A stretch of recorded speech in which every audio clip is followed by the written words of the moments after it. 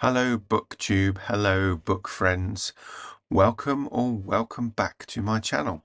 And I seem to be saying this for the second time this morning because having managed to pretty much record an entire video, I lost the lot.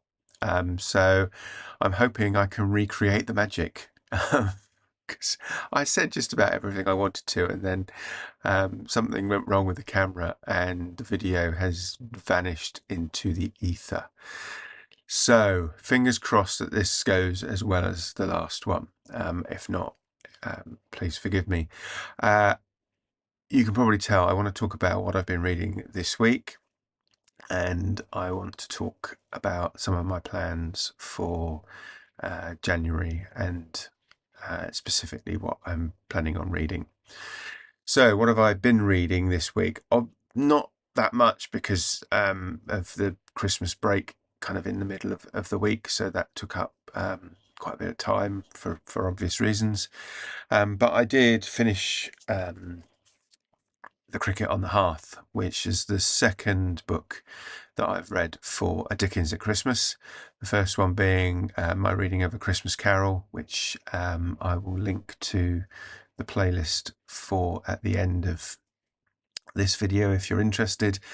But A Dickens at Christmas is where we read a Dickens book at Christmas, be it one of his Christmas stories or one of his other works, novels, whatever. It doesn't matter, just so long as it's a Dickens book or Dickens related, anywhere between December 1st and 12th night, so January 6th. So still time to take part if you feel like it. Yeah, A Cricket on the Hearth.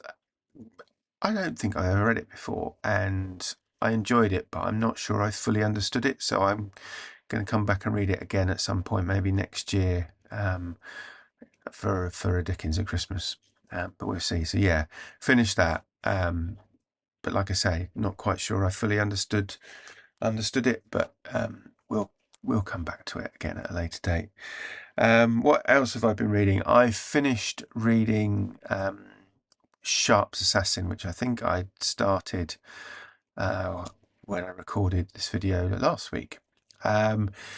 Sharpe's Assassin takes place immediately after the events of Sharpe's Waterloo, which is set around the Battle of Waterloo, and follows Sharpe on a mission under the direction of the Duke of Wellington to accompany one of his agents, in inverted commas, to Paris to investigate a potential conspiracy to assassinate the Duke of Wellington and install Napoleon Bonaparte as the leader of France, even though he's just been defeated at the Battle of Waterloo. Let's suffice to say that the agent isn't all that competent, and it is Sharpe who does most of the discovery of conspiracy. But I really enjoyed it. It was a fantastic kind of boys' own adventure read. I mean, I know people sometimes say that Bernard Cornwell's Sharpe stories are a bit formulaic, and it's a battle followed by a bit of story, followed by a battle, followed by a bit of story, followed by a final battle, followed by an epilogue.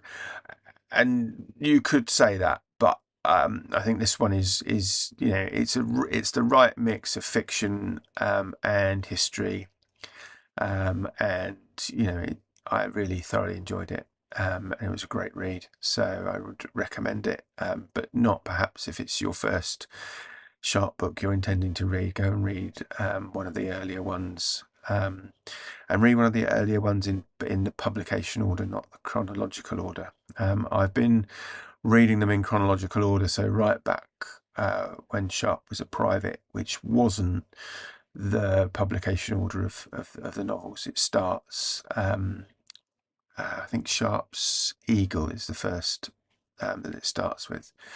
Anyway, as an aside, but yeah, thoroughly enjoyed that. So would recommend if you are interested in historical fiction or just kind of want a good adventure story, then that's a good read.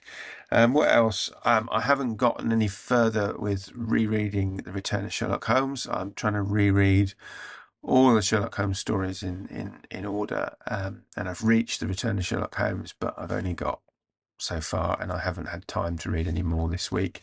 But Holmes is Where the Heart is coming up in February, so should be some time there.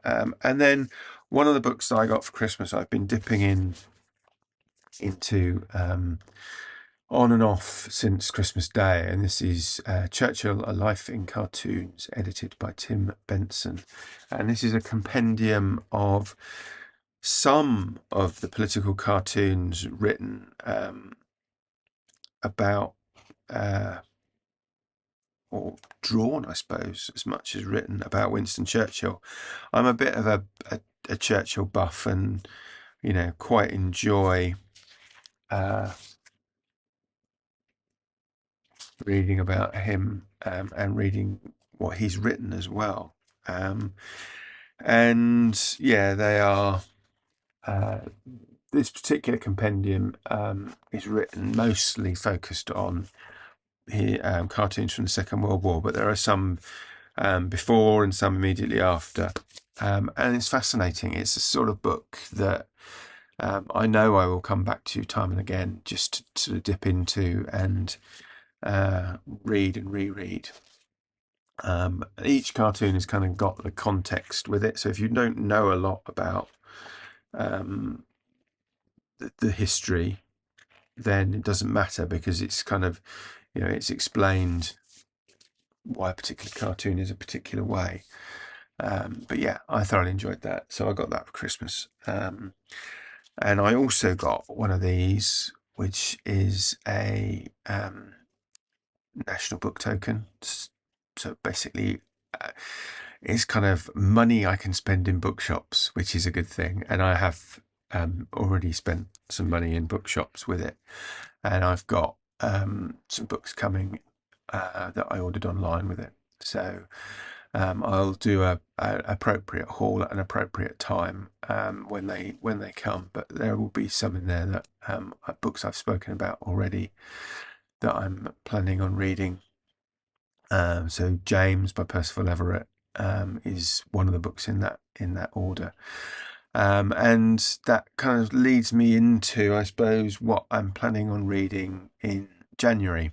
Now, I've already done a video on my kind of plans for 2025. And when I did it, I had a kind of gap in January for reading events. Not that that's necessarily a bad thing.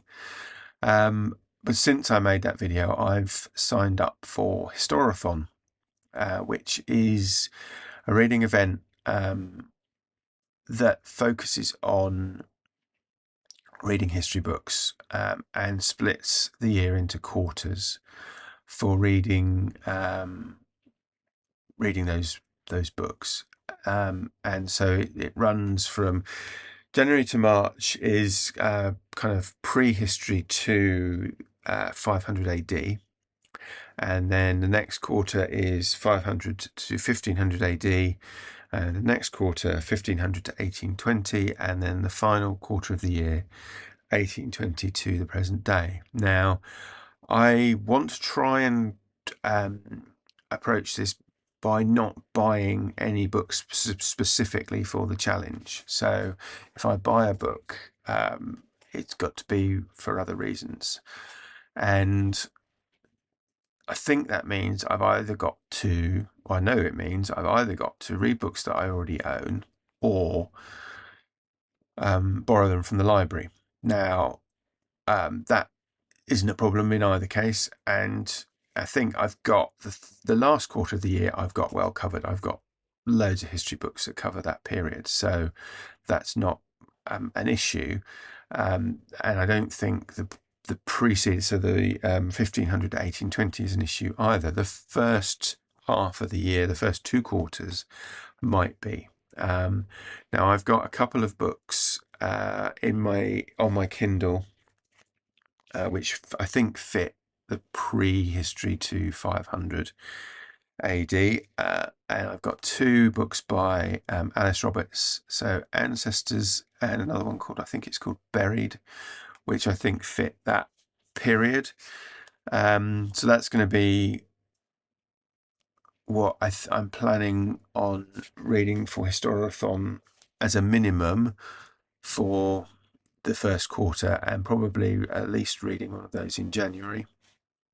And then I need to do a bit more investigation on the next quarter and so on in terms of, but given that that's, at least 3 months away, I'm not going to worry about that just at this precise moment in time. So yeah, I'll link some details to Historathon down in the description, but it's created. Oh, sorry, the original. This isn't going as well as the first version, I have to say. Sorry. The original creator of Historathon was Vin at Revenant Reads, and there are a number of co-hosts. So I'll link to that in the description of the video below. What else am I reading in January? Well, I'm doing a buddy read of Lord of the Flies with Debs at Rainer Read Stuff. She was saying she's been trying to get into the book and struggling. So I offered and said, would a buddy read help? And she accepted. So we're going to buddy read that. I think starting on the 18th. She's never read it before. I think I'm right in saying that. I read it at school. It was a set text at school, but it would have been a mid to late 80s. So I've got absolutely, well, not zero memory. I do remember I remember the general story. I remember the character of Piggy, and I remember the conch shell, and that's it. So I don't think I'm giving anything away. Hopefully not. And I would really like to reread it because my memory is that I really enjoyed it at the time, but I don't know whether that's true or not. I don't know whether that's a false memory. I would also like to reread some of the other set texts, because I think when they're set texts, you're basically made to read them for good reasons, but ultimately you're not generally have a choice. Unless you want to spend lots of time in detention after school or whatever. And I remember Lord of the Flies. I remember An Inspector Calls. I remember Billy Liar. I remember A Kestrel for a Knave. I remember Macbeth. I remember Merchant of Venice, Midsummer Night's Dream. I remember the First World War poets, and that's about it that I can remember. And I think there must be more.